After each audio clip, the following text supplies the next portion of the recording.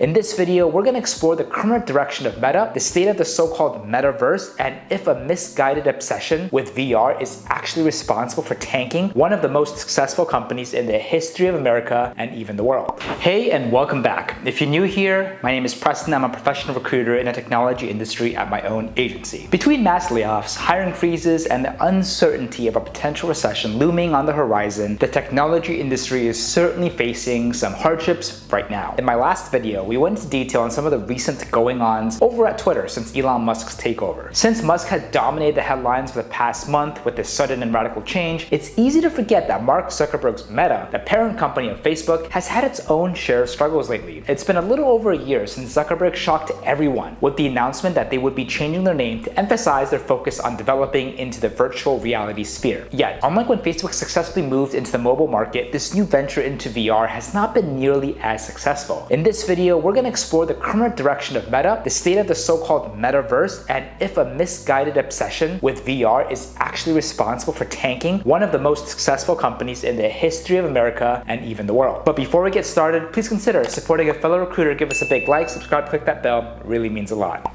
We haven't talked very much about Facebook or its parent company Meta on my channel before, so let's get into it. A little bit of background first. Just give me a sec. You're undoubtedly already familiar with the story of Mark Zuckerberg's Facebook from its inception in 2004 and through its meteoric rise into mainstream. Until just recently, it seemed like Facebook couldn't slow down. Year after year, they continued to report record profits and an ever-expanding user base. One of their most successful business decisions was to move into the mobile market early on, purchasing Instagram and optimizing their Facebook app to ensure they both remained two of the top social media apps on the market. While this pivot was initially met with skepticism, their success should come as no surprise. Mark Zuckerberg saw the increasing popularity of smartphones and knew that if Facebook wasn't at the top, another platform could come along and take its place, rendering Facebook utterly obsolete. Since then, you can be sure that Zuckerberg has made it a priority to stay on top of technological developments so that Facebook can be first in line when a new trend takes off. This is almost certainly why in 2014 he announced that Facebook had acquired Oculus, a company that had revived interest in virtual reality and was leading the way in development of consumer VR technology. In fact, they had just made headlines by releasing the first version of the Rift headset. Zuckerberg had already been trying with mixed results to expand into the gaming market. Virtual reality represented an opportunity to combine the social elements of Facebook and the interactions of a video game in a way that nobody had ever seen before. Facebook's $2 billion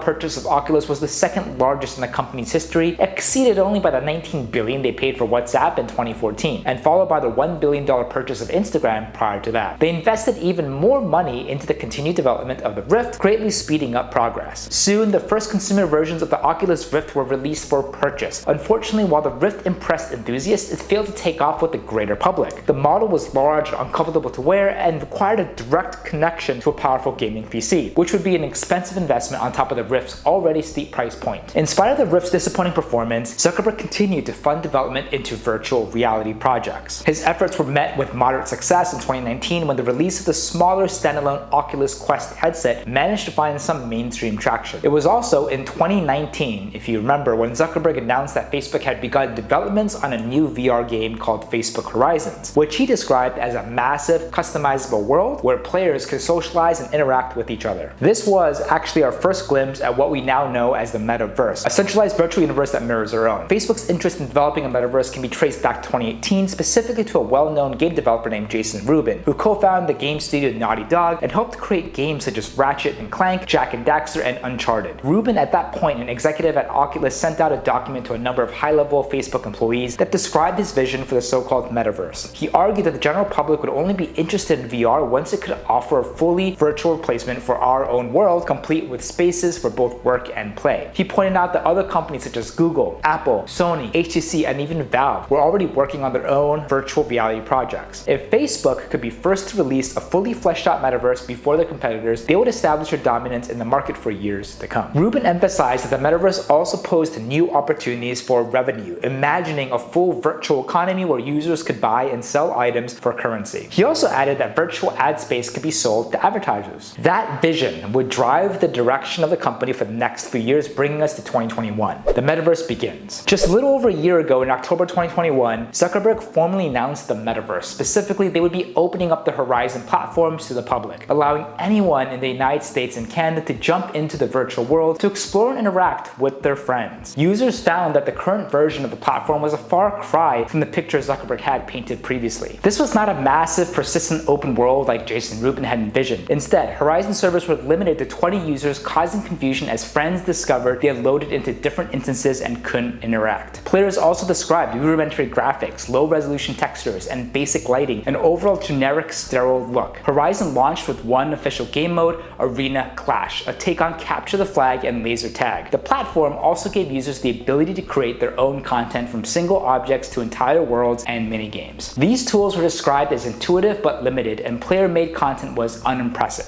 Overall, reviews of Horizon were largely negative. Still, the platform received a healthy boost of new users from high Oculus Quest Christmas sales, and Meta was confident that they could sustain this growth into 2022. Unfortunately, Meta's confidence was misguided. Players quickly lost interest in Horizon. They described being unimpressed with this presentation and bored with the lack of content. A report from the Wall Street Journal stated that the platform users, which had maxed out at about 300,000, had dropped to well below 200,000.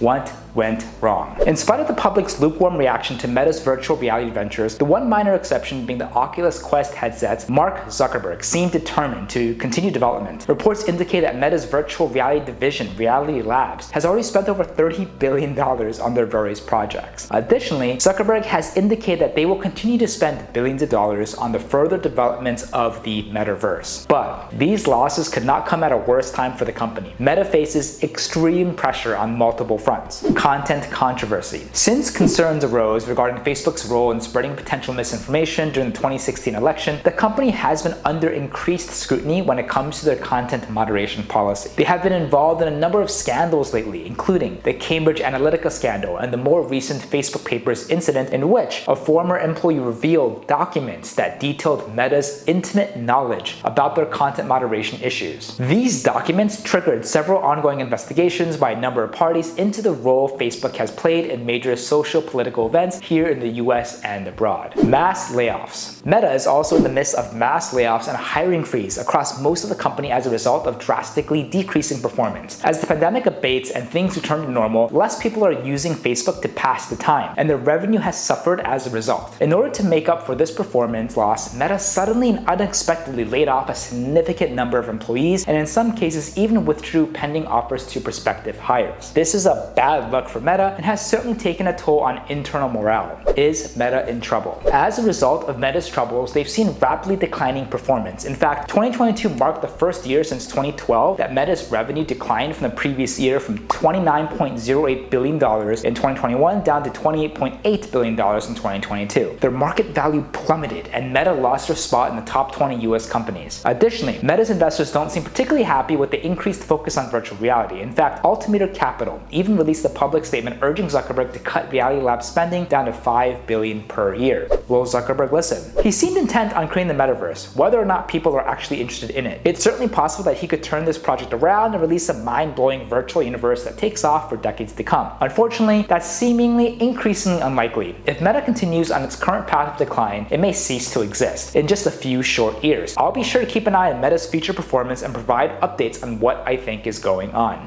So this just about wraps up this video. Do you have any thoughts on Meta and its virtual reality projects? I love hearing from you. Make sure you leave a comment down below. If you like this video, want to see more like it, feel free to give us a like, subscribe, click that bell. It really means a lot. Feel free to also follow me at press_park, as I try my best to also post behind the scenes content daily. Thank you so much again, and we'll see you on the next one.